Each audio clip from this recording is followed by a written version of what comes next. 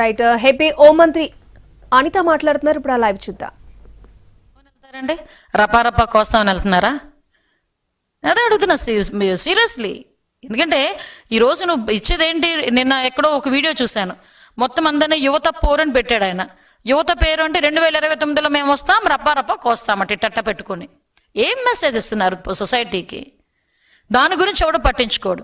ఆ పదాలు ఎందుకు ఉపయోగించారంటే కూర్చున్నవాడు ఏమంటాడు, ఆ సినిమా డైలాగ్ కదా, సినిమా డైలాగ్ చెప్పాడు తప్పే ఉంది అని అడుగుతాడు.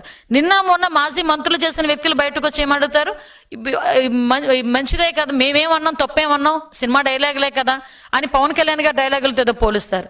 సాక్షాత్తు పవన్ కళ్యాణ్ గారు కూడా ఒక మాట అన్నారు, ఇలాంటి మాటలు సినిమాల్లోకి పరిమితం, బయటకు వస్తే ఇలాంటి మాటలు చెల్లవు, ప్రజాస్వామ్యంలో ఇలాంటి పదాలు ఉపయోగించకూడదు పబ్లిక్గా, సినిమాల్లో అంటే సినిమాలు అది వేరు అని చెప్పి సాక్షాత్తు పవన్ కళ్యాణ్ గారు కూడా మనం మాట్లాడాల్సిన పరిస్థితి వచ్చింది. వీళ్ళు ఎందుకంటే నేను అలర్ట్ చేస్తున్నానండి, ప్రజలను కూడా అలర్ట్ చేయాలి.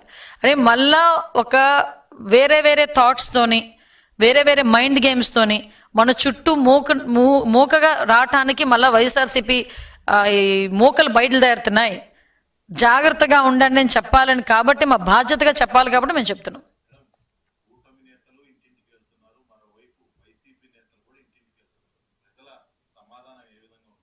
నేను ఒకటే చెప్తానండి, కూటమి నేతలు వెళ్తే మేము ఇది చేసాం, ఈరోజు నీ ఊరికి రోడ్డు ఇచ్చాం, నీ ఇంట్లోని అమ్మక వందనం డబ్బులు ఇచ్చాం, ఫ్రీ గ్యాస్ సిలిండర్ ఇచ్చాం, ఈరోజు మీకు అన్నదాత సుఖీభావ ఈరోజు మేము వేస్తున్నాం, డబ్బులు వేస్తున్నాం, లేకపోతే మేము ఈరోజు అన్నా క్యాంటీన్లు పెట్టాం, లేకపోతే మీ ఊరికి పరిశ్రమలు తీసుకొచ్చాం, నీ ఇంట్లో పిల్లడికి ఉద్యోగ అవకాశాలు కల్పిస్తున్నాం, ఈరోజు అన్నీ మేము ధైర్యంగా ఇంటింటికి వెళ్ళి ఏం చేయాలి, ఇంకా వాళ్ళకి 4 సంవత్సరాల్లో మేము ఏం చేయగలం అన్న దాని మీద ఒక ప్రణాళిక సిద్ధం చేసుకోవడానికి మేము వెళ్తున్నాం. సో వీళ్ళు ఏమని చెప్పడానికి వెళ్తున్నారు అంటే మేము మళ్ళీ 2029లో వస్తాము, రపారపా కోస్తాము. ఈరోజు ఆ మాట మాట్లాడితే వాళ్ళు తిరిగి కోసేటట్టు ఉన్నారు ప్రజలు. ఈరోజు జనరల్గా ఆలోచన చేసుకోవాలి మేము, ఎందుకంటే ప్రతి విషయానికి కూడా మేము కూడా చాలా బ్యారేజ్ వేసుకొని చాలా బ్యాలెన్స్డ్గా వెళ్తున్నాం. వాళ్ళు వెళ్ళిన విధ్వంసంలోనే మేము వెళ్ళాలనుకుంటే అది మా నైజం కాదు, అది.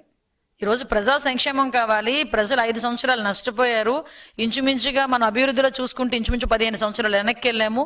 మళ్ళీ గాడిలో పెట్టాలంటే కదా 24 అవర్స్ కూడా యంత్రాంగం అంతా, ప్రభుత్వ యంత్రాంగం అంతా పనిచేయాలి.